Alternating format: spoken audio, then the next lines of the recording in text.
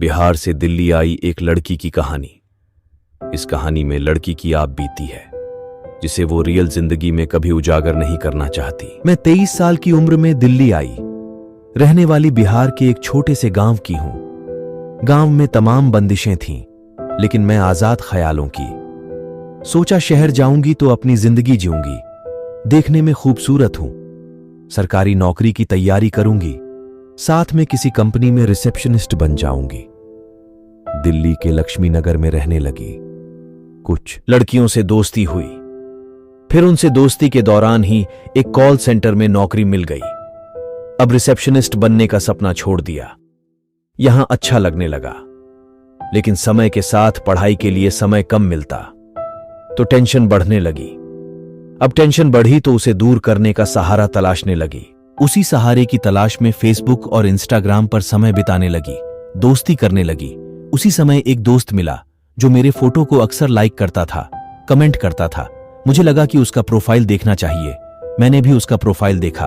वो नोएडा का रहने वाला था, दिखने में हैंडसम, स्मार्ट।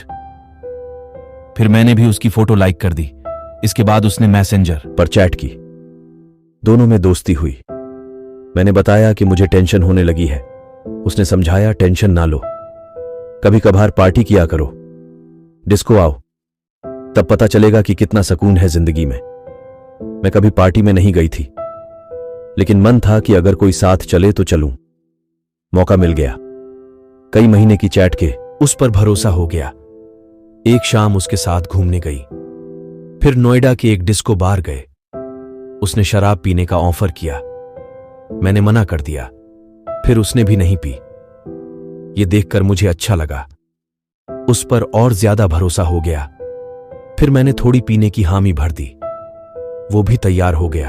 हम दोनों ने हल्की ड्रिंक की, फिर डांस किया। वाकई ये महसूस हुआ कि यही असली दुनिया है। बेहद खुशी हुई। फिर उसने खुशी खुशी मुझे मेरे कमरे तक छोड़कर आया। मैं बार बार कहती रही, मैं अकेली चली जाऊंगी, लेकिन वो नहीं माना। बोला, ऐसे अकेले कैसे छोड़ सकता हूं। यह देखकर मुझे अंदर से खुशी हुई। देर रात कमरे पर लौटी। थक गई थी, लेकिन खुशी ज्यादा थी। उस खुशी में सारी थकान दूर हो चुकी थी। खैर, समय चलता रहा। उस दोस्त पर भरोसा बढ़ता रहा। शायद मैं उसके भरोसे में इस हद तक आगे बढ़ चुकी थी कि मुझे कुछ और नहीं दिखता था। एक दो बार और हम ऐसे ही क्लब में मिले, पार्टी की, मस्ती की, थोड़ी बहुत डांस की। फिर घर आए। वो अब मुझे थोड़ा बहुत टच करने लगा, लेकिन भरोसा इतना था कि उसकी ये हरकत मुझे बुरी नहीं लगती थी। ऐसा लगता था कि इतना तो चलता है। सर्दियों की वो रात जिंदगी भर का दर्द दे गया। वो दिन अच्छे से याद है। हल्की सर्दियां शुरू हो चुकी थीं। उसने मुझे अपने दोस्तों के संग एक पार्टी में बुलाया। मुझे उस पर भरोसा था, लेकिन फिर मैं एक बार थोड़ी हिचकी थी। उससे सवाल भी किया, दोस्तों संग पार्टी?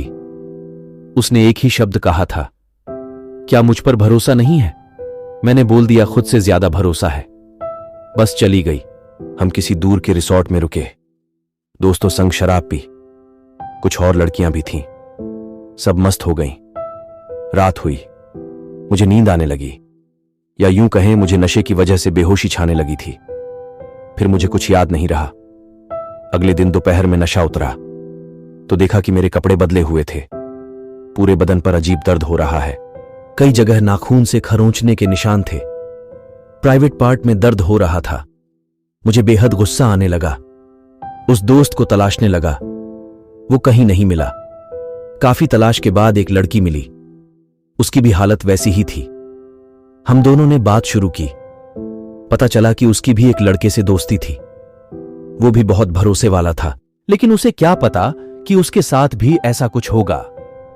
जब दोनों ने बात की तो समझ में आया कि ये कुछ लड़कों का गैंग है जो दूर दराज से आने वाली लड़कियों को टारगेट करते हैं, जो अकेली रहती हैं, उनका पहले भरोसा जीतते हैं, इसके बाद उसकी इज्जत लूट लेते हैं।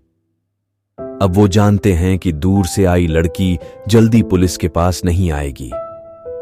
हम बहुत चाहते थे, लेकिन चुप रहे। ये बात किसी को बता नहीं पाए। उस लड़के के नंबर पर संपर्क किया। वो नंबर बंद था। फेसबुक पर भी उससे संपर्क नहीं हो पाया। तब से वो लड़का फिर नजर नहीं आया और ना ही उसे मैं कभी देखना चाहती हूं। लेकिन वो सबसे बदनुमा दर्द आज भी डराती है। ऐसा किसी और लड़की के साथ ना हो, उसके साथ भरोसे में ऐसी हरकत ना हो, इसलिए चाहती थी कि अपनी बात आपके साथ शेयर करूं। दोस्तों, अगर वीडियो पसंद आए तो चैनल को सब्सक्राइब और शेयर करें